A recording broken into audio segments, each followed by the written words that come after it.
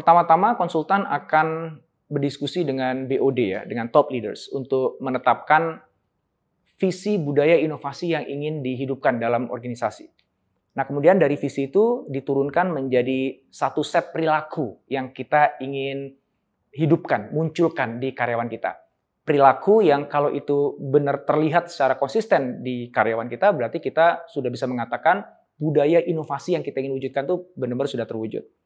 Nah, list perilaku tadi itu kita akan gunakan untuk memotret kondisi saat ini. Sejauh mana perilaku karyawan saat ini di organisasi itu sudah menampilkan perilaku-perilaku yang kita inginkan tadi. Nah, dari situ kan kelihatan gap-nya kan? Nah, ketika udah ada gap tadi, barulah kita akan mendesain programnya. Nah, tergantung dari berapa banyak gap-nya.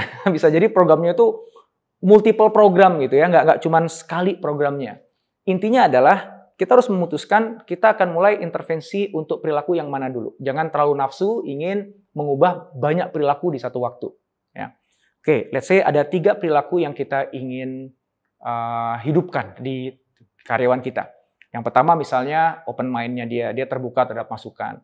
Kedua, misalnya keberanian dia untuk mengungkapkan pendapat dia, usulan dia. Ketiga adalah dia udah mulai nyoba sesuatu yang baru berbeda dibandingkan sebelumnya. Misalnya 3 itu ya.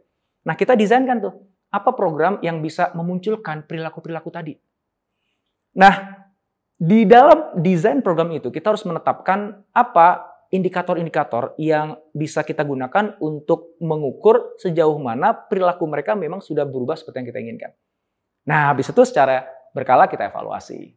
Akan ketemu kita hal-hal yang, kayaknya ini working deh, karena buktinya dengan kita melakukan ini, kejadian kok, dia mulai menunjukkan perilaku itu kok. Yang ini kayaknya nggak ngefek deh, kita udah lakukan ini, udah keluar uang, tapi tetap aja perilakunya gitu-gitu aja. Gitu. Nah, hasil feedback dan informasi itu kita gunakan untuk mengiterasi program itu. Ya, jadi jangan bayangkan program yang Anda desain itu, oke, kita buat program sepanjang tahun ya, oh Anda udah detailkan requirement-nya, activity-nya, desainnya, timeline-nya, semuanya gitu, dan udah, Anda tinggal eksekusi aja sepanjang tahun. Jangan lakukan itu, kenapa?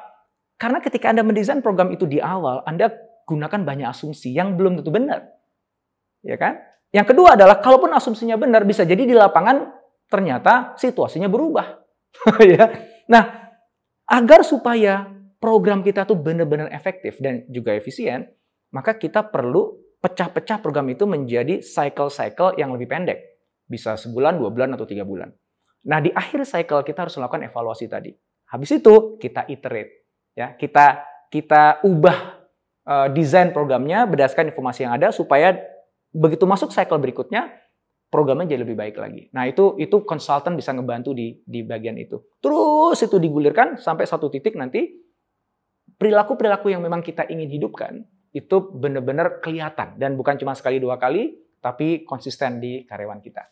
Nah, hal yang penting adalah organisasi atau perusahaan perlu membangun tim internal ya, untuk berdedikasi membangun budaya inovasi tersebut. Jadi jangan serahkan semuanya kepada konsultan. Konsultan itu Anda jadikan partner. Nah, konsultan punya peran untuk bukan hanya memfasilitasi tim ini untuk jalankan programnya, tapi juga untuk capacity building. Harapannya nanti ketika konsultannya udah tidak bantu lagi, tim inilah yang akan meneruskan estafet pembangunan budaya inovasi itu. Karena bangun budaya inovasi itu nggak terjadi dalam sebulan, 2 bulan, setahun, 2 tahun. It takes time. Ya. Dan jangan bergantung sama konsultan ya. Anda harus punya tim sendiri yang bisa mengawal proses itu, mengukur proses itu, mengiterasi, memperbaiki, sampai benar-benar akhirnya visi budaya inovasi yang ditetapkan oleh direksi, manajemen, top leaders itu benar-benar bisa terwujud.